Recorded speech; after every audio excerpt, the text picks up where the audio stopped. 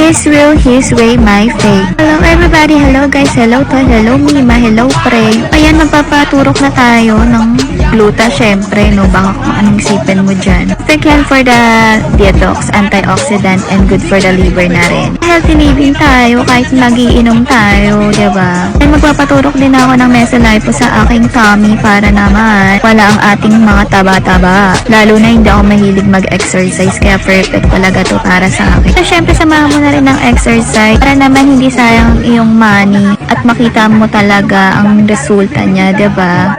After that, i-RF nila tayo para ito nga pala yan sa Hair Beauty Aesthetic Center. Search mo na lang, ilalagay ko yung pinaka-link niya. And also, pa-laser din tayo ng ating kirikil. I-whitening ng kasama yan para namuti ang ating body gunner. Tama ko na rin pala ang aking kifi. Para naman happy ang aking kifi, diba? At maging masaya siya, gunner.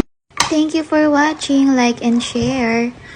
Not in sponsor nga pala ng Hair Beauty, pero baka naman. Haha, God bless you all.